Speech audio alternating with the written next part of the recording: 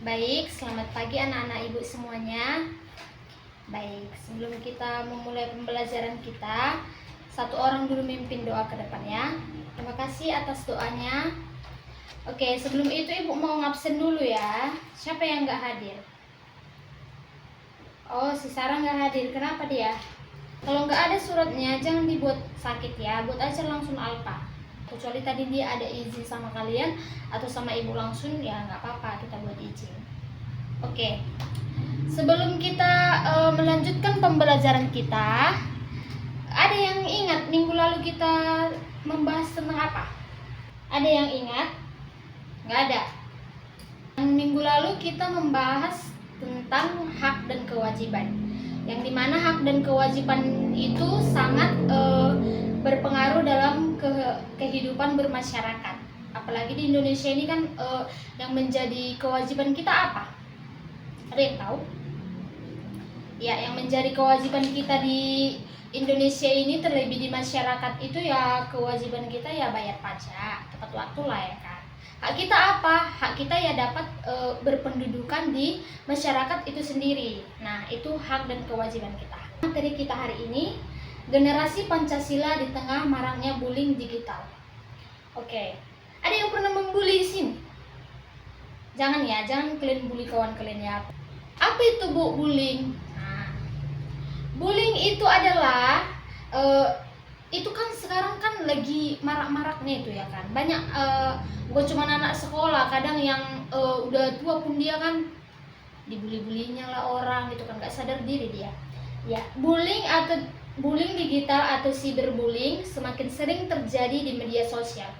Banyak remaja menjadi korban ejekan, hinaan, dan penyebaran informasi yang merugikan. Hal ini bertentangan dengan nilai-nilai Pancasila yang menjunjung tinggi kemanusiaan dan persatuan. Kayak yang gue bilang tadi, bullying ini sangat berpengaruh dengan seperti ejekan, penghinaan.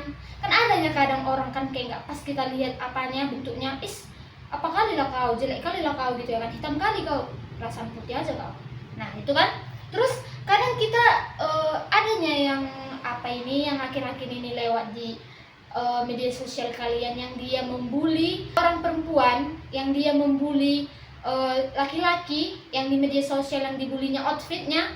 Tahu outfit kan?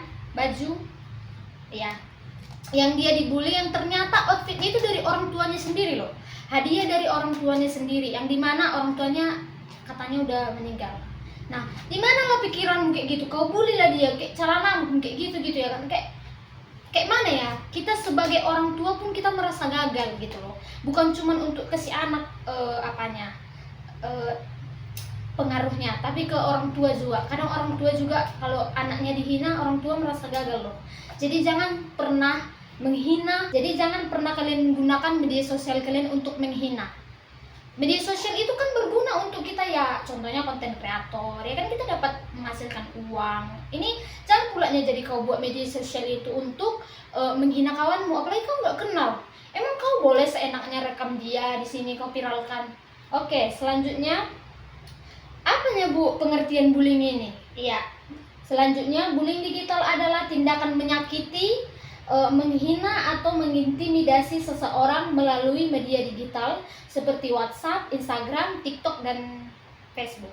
Kayak yang ibu bilang tadi lah, tindakan menyakiti, membuat sakit hati. Kadang juga dia menyakiti dirinya sendiri.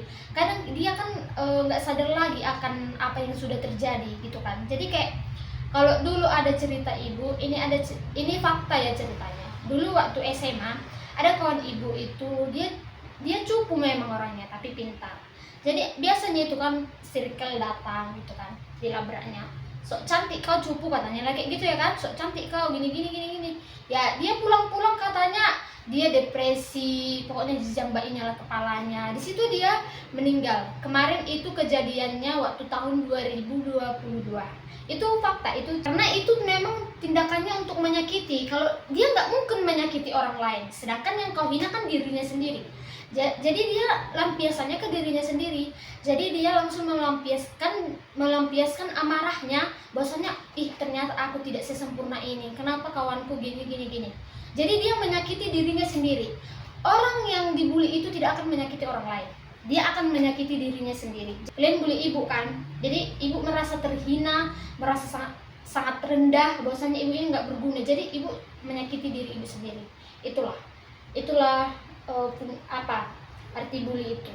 Kayak mana contohnya bully kalau contohnya di media sosial? Ya contohnya ya kau komentar kasar lah, kau buat pula akun fake, ya kan, untuk menghina si kawan ini. Yang kedua, menyebarkan foto atau video tanpa izin. Itu yang ibu bilang tadi, itu kan tanpa izin. Kau dan dia kan kalian tidak saling mengenal. Masa kau video dia dengan seenaknya kau viralkan? Dia tak kenal sama kau pun tak kenal sama dia. Urus dirimu gitu ya kan, jangan kau urus diri orang. Yang ketiga, membuat akun palsu untuk menghina. Itulah tadi udah ibu bilang, akun fake kan, akun palsu untuk menghina. Banyak itu sekarang di TikTok untuk kayak menyebarkan hoax. Kadang kita nengok media sosial ini nggak tahu mana yang benar, info yang jelas, pemberitahuan yang sebenarnya kita nggak tahu. Kadang banyaklah pembunuhan, yang dibunuhnya, yang membunuh dirinya dia, yang diapain dia, kita kan nggak tahu. Nah, dampak yang menjadi bullying ini yang pertama itu menurunkan rasa percaya diri. Ya jelaslah dia merasa kurang percaya diri. Pulanya kalian contohnya lah, adalah salah satu kawan kalian contohnya kan, kalau dia diam aja, kan adanya orang introvert. Nah, dia diam aja datang gitu. Ya udah, ajak aja, ayo makan yuk, gini yuk, kau kenapa gitu. Perlu itu loh kita terapkan dalam kehidupan kita. Apalagi kita ini negara Indonesia yang dimana-mana kita walaupun berbeda-beda namun tetap satu jua. Jadi kita nggak boleh membeda-bedakan antara kawan yang ini dengan kawan yang ini. Kita harus saling menolong. Nah, yang kedua, menyebabkan stres dan kecemasan yang berlebihan. Biasanya kalau orang yang dibully itu dia jatuhnya introvert, yang ibu bilang tadi. Dia jatuhnya introvert karena dia merasa tidak sempurna, bukan kurang sempurna lagi, tapi tidak sempurna. Padahal di dunia ini tidak ada yang sempurna ya. Di mana-mana manusia itu ada plus dan minusnya. Jadi jangan pernah merasa sempurna. Iya, sebagai generasi Pancasila, apa yang harus dilakukan untuk menghindari bully? Siapa yang tahu? Siapa yang ada pernah membuli di sini? Tunjuk tangan dulu. Persis sekali ini mantap kali ini untuk dipelajari untuk pembuli. Siapa pembuli di sini? Nah, kalau kau seorang pembuli, bisalah kau hindari. Yang pertama, selalu bersikap baik dan menghargai orang lain. Bolak-balik ke situnya, hargai orang lain, hargai walau berbeda suku, agama, ras. Tetap harus kita hargai, walau kita berbeda-beda namun tetap satu juga. Itu kan Bhinneka Tunggal Ika. Nah, yang kedua, bijak dalam menggunakan media sosial. Nah, bijaklah kau menggunakan media sosial itu, jangan jadi kau buat yang aneh-aneh di situ. Ya, tetaplah bijak kau menggunakan media sosial ini, karena banyak yang di sini yang perlu kita pelajari loh. Sekarang apa-apa tanya GPT, tanya Google, ya kan? Tapi kadang kita ini salah menyalahgunakannya. Salah kita dalam menggunakan smartphone ini. Tapi nggak semua, tapi beberapa, kebanyakan seperti itu. Nah, yang selanjutnya, membantu teman yang membutuhkan dan berbagi dengan sesama. Itu yang gue bilang tadi, saling menolong. Kasihan loh kalau sempat orang kita buat menjadi stres berlebihan, kan kasihan. Itu banyak ya sekarang ya, terlalu stres, kecemasannya berlebihan. Bahkan banyak sekarang viral itu meninggal lah karena dibully, terlalu stres. Orang tua yang nggak tahu apa-apa kan, kadang kita kan nggak terbuka sama orang tua kita. Orang tua kita yang nggak tahu apa-apa, tiba-tiba ketahuan anaknya meninggal karena stres, dibully, di ini kan. Cobalah kalian pikirkan, kalian yang perempuan nanti pasti seorang ibu kan. Coba kalian pikirkan, kalian kalau menjadi seorang ibu dan anak kalian dibully, apa perasaan kalian? Siapa yang bisa menjelaskan apa perasaan kalian? Perasaan kalian pasti sakit kan? Ya seperti itu. Yang kau bully anaknya yang kena semuanya. Orang tuanya terlebih, pasti dia merasa bersalah. Aku salah mendidik anakku, aku salah mengapakan dia, membesarkan dia. Pasti itu. Kau nanti sebagai orang tua kau pasti mengerti. Kadang kita nengok kawan kita pun sendirian, kita nggak mau merangkul dia, nggak mau ngapai dia, biarkan aja situ mati ya kan. Nah, tapi itu perlu ya, apalagi sesama kalian merangkul teman-teman itu baik. Apalagi contohnya kalau anak rantau ini ya kan, kalau contohnya dia belum dikirim orang tuanya duit, ya udah kasih aja dia makan. Gaknya miskin kali kok kalau kau kasih dia makan sekali aja, enggak kan? Nah itu, anggap aja itu kau menolong, yang membalas siapa? Tuhan. Makanya ini juga berkaitan kali dengan hukum dan agama. Berkaitan sekali pembelajaran kita ini dengan hukum dan agama. Nah, sebelum Ibu mengakhiri pertemuan kita hari ini, ada yang mau ditanya? Ada yang mau bertanya? Oh, enggak ada, pintar-pintar kali kalian ya. Oke, kalau enggak ada yang mau bertanya, siapa yang bisa menyimpulkan yang Ibu jelaskan barusan? Simpel aja, bilang aja. Kami nggak mau lagi Bu membuli gini. Pokoknya simpel aja, siapa yang bisa? Oke, Ira bisa? Nah, silakan.